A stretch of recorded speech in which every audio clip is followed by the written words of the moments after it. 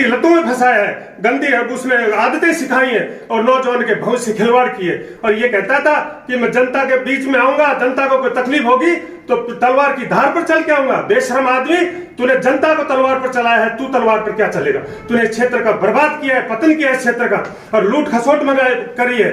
और हिंदुस्तान के अंदर पहला विधायक है जो व्यक्ति इतनी लूट खसोट करी है, जनता को अपमानित किया है, जनता को नौजवानों के भविष्य के साथ खिलवाड़ करी है। आज तक कोई भी विधायक ऐसा हमने नहीं देखा। इस तरह की गुंडागिर्दी कौन बर्दाश्त करेगा? और हम देखेंगे उसको, आने दो उसको, तीर तमंचे देखेंगे, वो धमकियां देता है, ये कर दूंगा वो कर दूंगा। हम डरने वाले आदमी नहीं है। हमारे बैरट क्षेत्र की जनता के मान सम्मान और स्वाभिमान के लिए हम बड़ी से बड़ी कुर्बानी देने के लिए तैयार है। ये बात है। इस तरह से कमजोर बनने से काम नहीं चलेगा, विकास गिनाने से काम नहीं चलेगा। विकास कम हो जाएंगे, हमें विकास फिर हो जाएगा, 2 दिन बाद में हो जाएगा, लेकिन संस्कार, सभ्यता और संस्कृति अगर हमारे क्षेत्र की नष्ट होगी तो हमारा क्षेत्र बर्बाद हो जाएगा। इस तरह के व्यक्ति से हमको सावधान होना है, हर इस आदमी को बाहर का रास्ता दिखाना है। ये जनता के बीच में संगठित होकर हम सब लोगों को चलना चाहिए। पार्टीबाजी, भेदभाव, गुटबाजी, धड़ेबाजी, इनको सबको भुला करके सब लोग संगठित होकर के क्षेत्र के अंदर चलो और इस व्यक्ति के खिलाफ आवाज उठाओ। बेशर्मी की हद होती है। जिस संत के बारे में इस तरह की भाषा बोले कौन बर्दाश्त करेगा? बेशर्म आदमी को शर्म नहीं आती।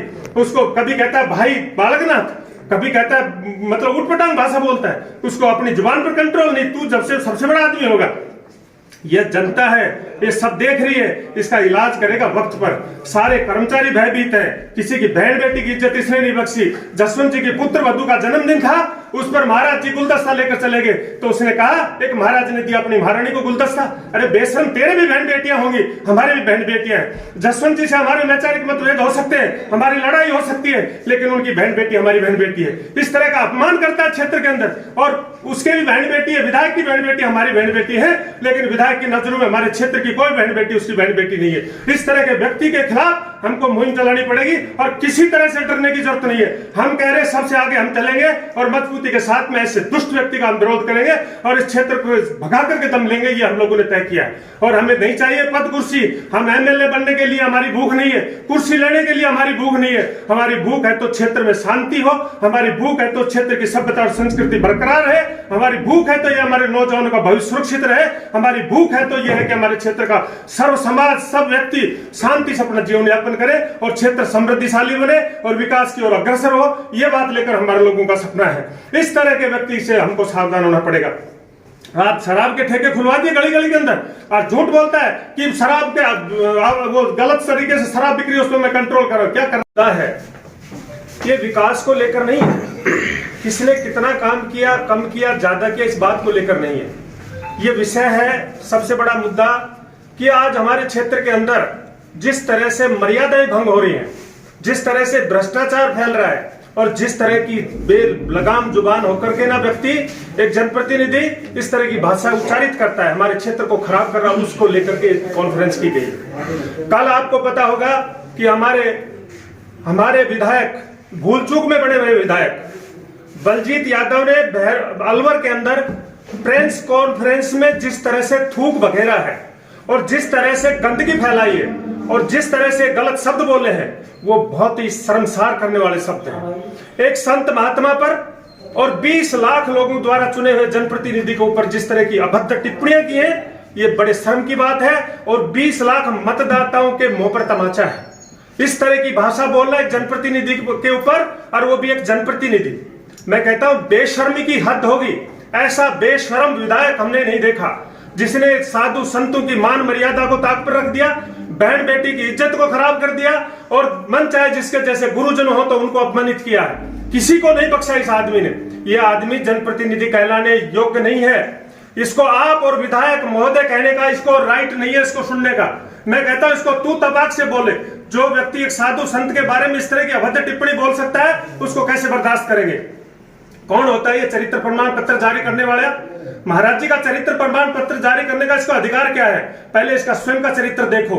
इसका चरित्र तो वही उजागर होगा जब इसने संत महात्मा को भाई बालकनाथ कह के बोला, वही उसका चरित्र जाहिर हो गया। इसका चरित्र उस समय जाहिर होगा जब जिसने इसके परिवार को और बहन बेटियों को उस महात्मा से लपेट दिया। ये इसका चरित्र है। इसने इस तरह की बातें बोली है जो बर्दाश्त करने के लायक नहीं है। इस आदमी ने कहा कि ये बुआ जी का वो है। अरे तेरे को बेशरम पता ही नहीं है, बुआ जी तो 30 साल से है वहां, महाराज जी तो 5 साल से आए हैं। तू बहन बेटी और बुआ फूफाओं को लपेट रहा है। और ईमानदार है, साधु संत है, जिसने चोला वस्त्र पहन लिया वो निश्चित रूप से पूजनीय है, वंदनीय है। प्रधानमंत्री और राष्ट्रपति और मुख्यमंत्री तक उसको झुककर प्रणाम करते हैं, लेकिन इसने तो बेहद बेशर्मी की, सारी मर्यादा लांघ गए। इस तरह का बेशर्म विधायक हमने नहीं देखा है। ये बात करता है चरित्र की, इसका चरित्र तो उस समय उजागर हो गया था जब ये कांग्रेस की टिकट मांग रहा था। टिकट कटा तो मंच पर बांग मार मार कर रोया ये आदमी और कांग्रेस को गालियां दी, और 10 दिन बाद में ये व्यक्ति दुख को भूल गया, और दुख को भूल करके ना मोटे पैसा लेकर सरकार को समर्थन दे दिया। अरे 10 दिन में ये है तेरा चरित्र, तो ये है संत महात्मा का चरित्र, तू क्या गिनाएगा? उसके बाद नमस्कार साथियों, कल विधायक महोदय ने जो हमारे महंत बाबा बालकनाथ जी का जो अपमान किया है, जो अनर्गल भाषा का उपयोग किया है, मैं उसका कड़े शब्दों में निंदा करती हूँ और साथ ही विधायक महोदय जी का विरोध भी करती हूँ। विधायक महोदय जी, आपकी कानून व्यवस्था चौपट पड़ी है।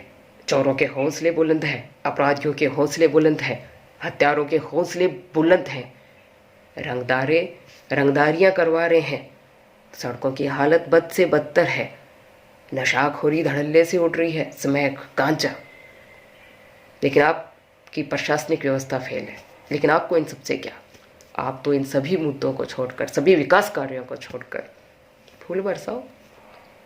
हाँ भाई, फ्री का हेलीकॉप्टर है, खिलौना है, बरसाओ। पैसे थोड़ी ना लगते हैं हेलीकॉप्टर को उड़ाने में। आपके नए कार्यकर्ताओं ने कुछ ज्ञान दिया होगा, रॉकेट उड़ाओ साहब, वोट मिल जाएंगे।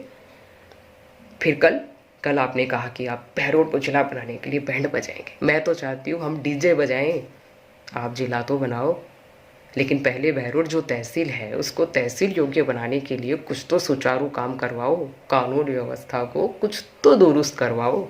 उसके बाद में सांसद महोदय जैसे शरीफ गाय जैसे व्यक्ति के बारे में फिर कुछ बोलना।